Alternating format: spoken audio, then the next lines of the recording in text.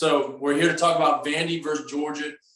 Georgia did an awesome job on all sides of the ball, really covering their bases, doing a great job, competing, flying to the ball on defense, offense, executing plays over and over and over again. Today, we're going to start with talking about one of those defensive stops. And it's a third down situation. It was about 3rd and 15 later in the second quarter. All right, third and 11 in the second quarter. We've got basically our defense brings in our nickel or dime package. You see them running in and off the field on third down. Some of y'all are like, why do they keep changing everybody? Well, we're just trying to get the right personnel in so that we can do some things that actually confuse the offense. But this play is not necessarily about the scheme that I wanted to point out. It's more so about our defense doing a great job of holding on to what truly defines our defense, I believe, and that's playing fast, physical, and just playing relentless pursuit to the football. So they do an awesome job. But just to kind of set this play up, all right, we've got basically Vanderbilt got into a 3-wide set. Okay, so they had 3 receivers to the right, 1 receiver to the left. It's 3rd and 11 again. Basically, what they're trying to do is spread us out and get us a good look as to what we do. We did some interesting things where we lined up onto the ball. So we did a great job. We basically got our defensive end here, all right, our nose tackle, so our defensive lineman, all right, lined up over the backside guard, and then our rush end, all right, on the backside over the tackle. Okay, so our defensive linemen are spread out like this, but we've got a linebacker here, a linebacker here, and a linebacker here, giving them a 2-shell look, making it look like, hey, we could be dropping into coverage. We could just be bringing those guys right there. What's going on? As y'all know, Georgia does a great job of twisting when they're in the bringing pressure, or really when they're rushing the quarterback at all times. This is another one of those examples. All right, so on the snap of the ball, we get a rush by this D end.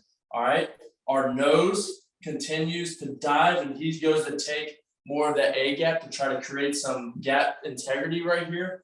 Our D end or buck runs up the edge, and then we end up bringing number 7, all right, delayed right here, okay?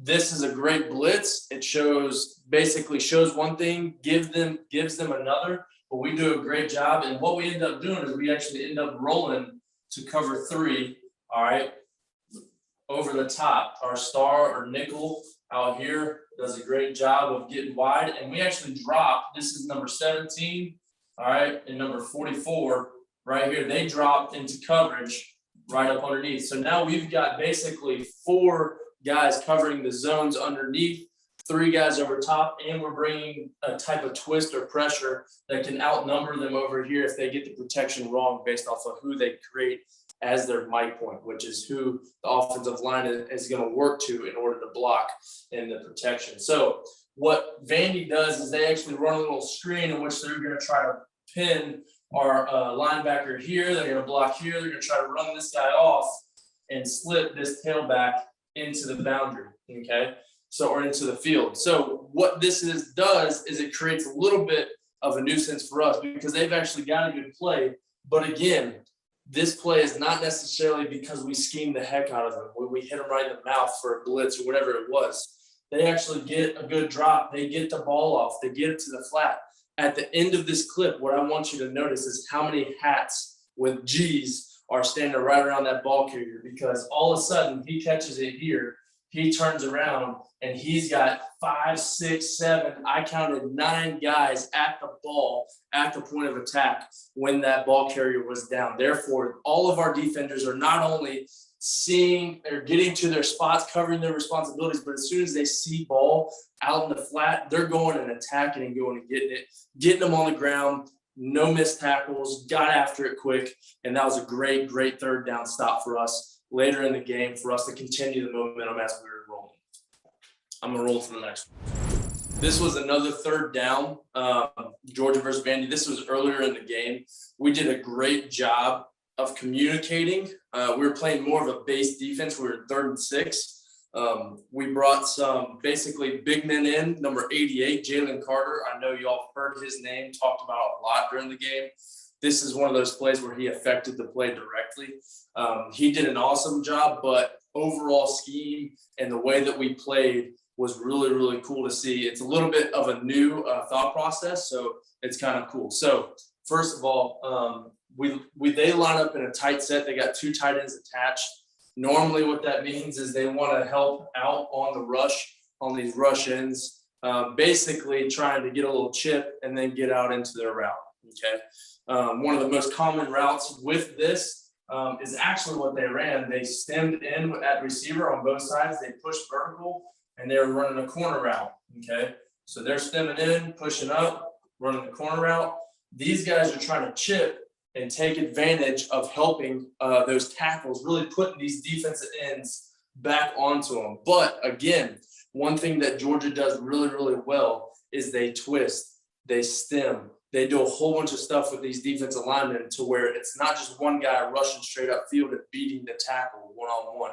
They're always moving, twisting, doing things to affect them. So as these guys step up, what you're going to see, okay, is actually this defensive end, I believe it was Anderson, takes a hard drive, pushes vertical, and basically takes that tackle for a ride on the inside. And he starts to get that inside rush. All right, Jalen Carter right here, all right, is going to push up vertical. He's going to make sure this guy takes him, okay? What that does is it attaches. It makes that guy feel like he's going to block him, all right? It makes it harder for them to switch off if they were to do these twists. So what he does is he pushes up, we push in, all right, and then we loop around Anderson and we come around here tight, okay? So that's one thing we did. It was awesome. It was good. It was really impressive for us to do that. Backside, we kind of do the same thing, but the opposite. All right. So that was really weird for me to say, but it is. It's called a TE stunt. That the reason we actually, real quick, the reason we give these guys different names and we don't just call them end, tackle, tackle, end. All right. If I say an ET, it means the end comes first and then the tackle goes second.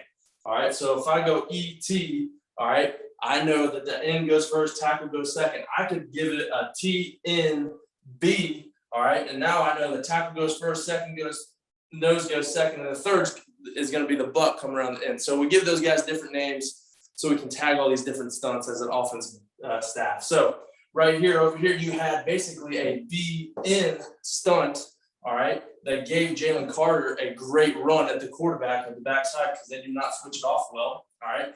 But over here, they go with a TE. So the tackle comes first.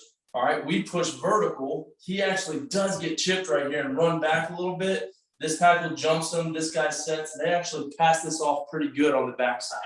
But we're trying to get another stunt right there with, I believe it was Nolan Smith coming on the inside. All right, so when we do this, all right, it gives us a lot of different movement, makes that offensive line have to protect and do things well, all right, and pass those things off in order to have that pass pro. As we can see, Jalen Carter does a great job getting off. But also I want to talk about what we're doing back here in the secondary. That's been a big question for a lot of us is, hey, what's our DBs? Who's our DBs? What are they doing? How are we playing? All that kind of stuff. Well, this technique that they played right here was actually really cool. It's called 4-man, okay? So when you play 4-man, basically what we're saying is these guys are playing like quarters, okay? What that means is they're going to play at 8 to 10 yards. Okay, they're going to play hard inside leverage of anybody or number 2 that is coming out. Okay, all right. So if number 2 was to go vertical right here at 8 to 10 yards, they'd actually take him in man and basically lock on and help this guy out. Right. So they're going to protect the inside of the field and then react to anything outside. All right. So what we're doing underneath. That's the 4 part. The man part is basically everybody else underneath. So if I'm going to get my red marker here, all right, basically the corner has that receiver, all right? That Sam has that tight end. The Mike has the running back. The Will has the tight end, all right? And this corner has that receiver, okay? So now we're man-to-man underneath. You got 2 guys helping over top, protecting the inside. All right, so with that being said, if we've got 2 guys deep protecting the inside, how do these guys need to play underneath? They need to play with outside leverage, hard outside leverage. The worst thing that could happen if they're protected inside is if they get a free release outside and they're able to just throw a go ball or something like that. All right, we want to try to funnel them in to these safeties. Okay, and we did a great job of this. Not only do we have these guys inside, but we have them on top. All right, so what it does is it lets these guys play what's called a trail technique. All right, you'll see number 5, all right, do a great job of basically pushing up, all right, getting on his back hip right here. Number 1, he's protecting the outside, but he's going to get on his back hip. So as he runs this route, he's actually running with him. And at the end of the play, what you're going to see is we get the pressure in his face. You'll see that we have number 5 underneath, all right? But you'll also see that we have seen playing up over the top of this. And basically, there is no way this ball could have been completed, whether we had time or not at quarterback. So great job up front with the twist, taking the advantage of getting pressure on the quarterback, but also great job in the secondary, understanding your assignment, knowing the coverage, knowing where your help is, and covering this play like we need to be able to play in these big games that are going to be coming up in the future.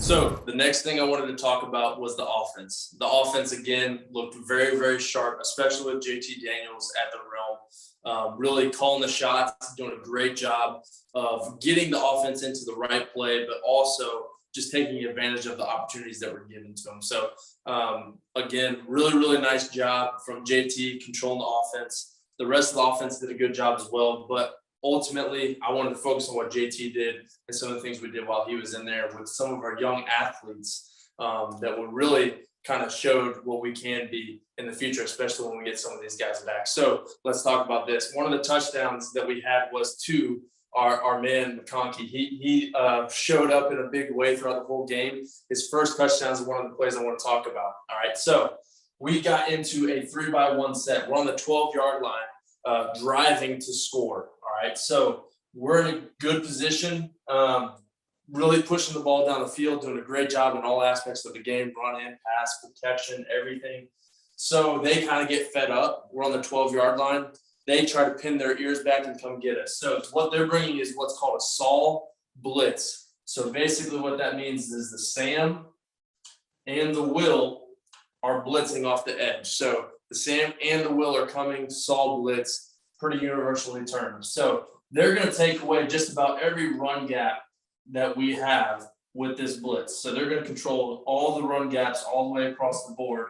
And they're going to say, hey, you're not running it. And if you are throwing it, you better throw it quick because we are basically coming to get you. All right. So they're playing cover 0 behind them. All right. The way that they're playing is basically they're going to be playing off and protecting the inside half of all of our guys. All right.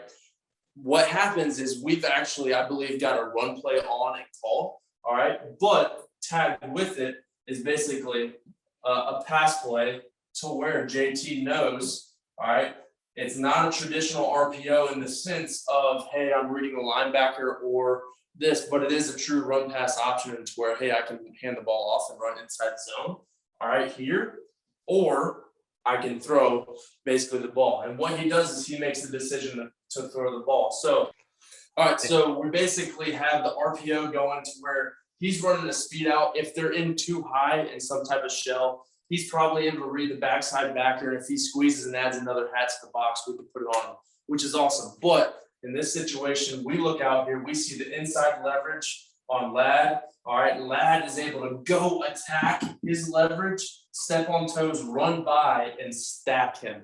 When I talk about stacking, a receiver stacking at DB, I want him to go step on his toes, run, and get him on his back hip.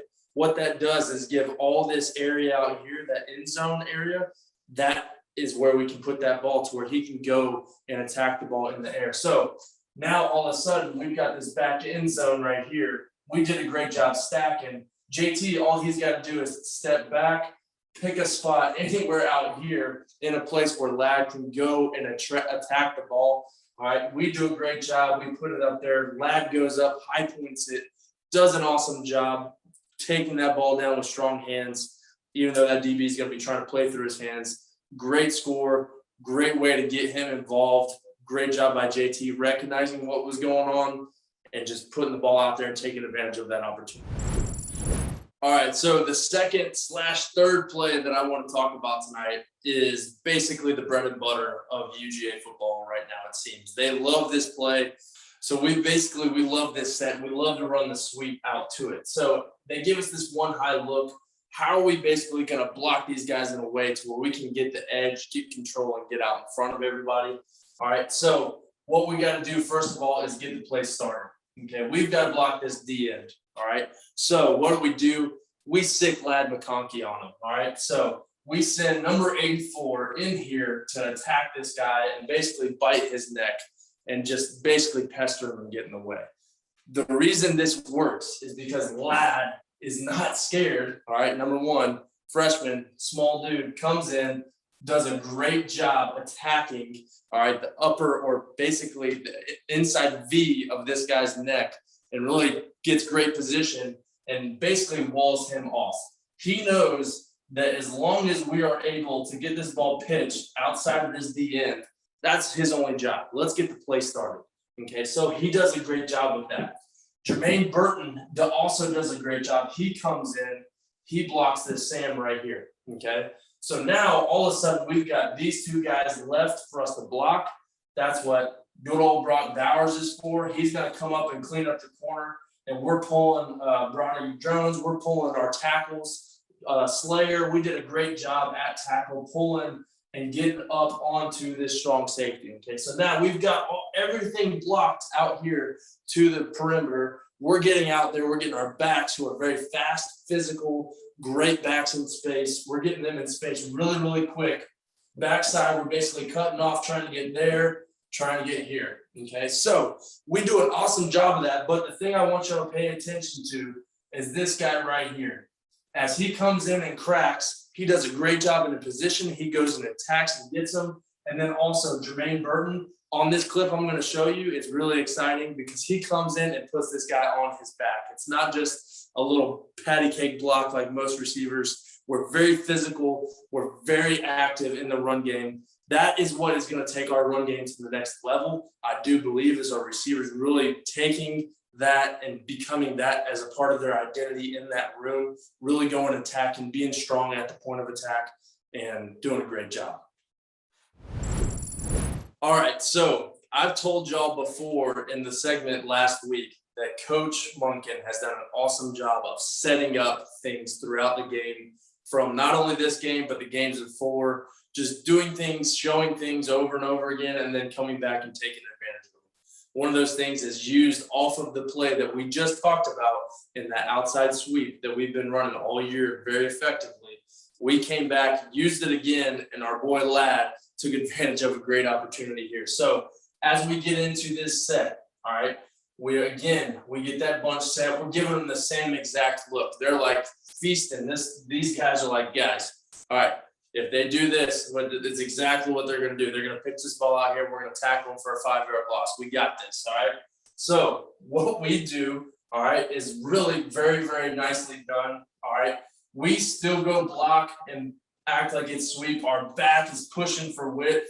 We're stretching. We're trying to act like we're pulling. We're doing everything the same exact way, all right? But at the last second, what we do is we take Brock Bowers, bring him back around, all right?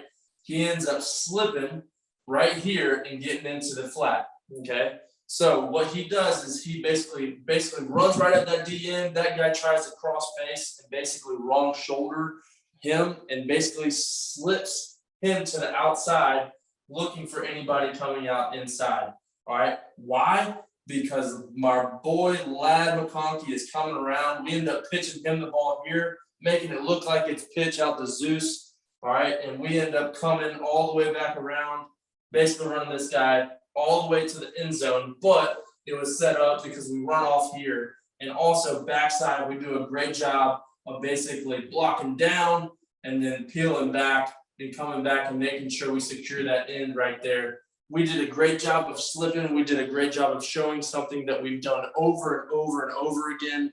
We come back, we hit them with a great play. Lad takes it to the house and shows a lot of speed and agility. We did a great job this whole game. It was fun to break down, but at the same time, all right, we got to continue to do these things versus better and better opponents throughout the year. I look forward to seeing what Coach Monken and Coach Kirby have coming for us for this next game versus Arkansas. Look forward to seeing y'all next week.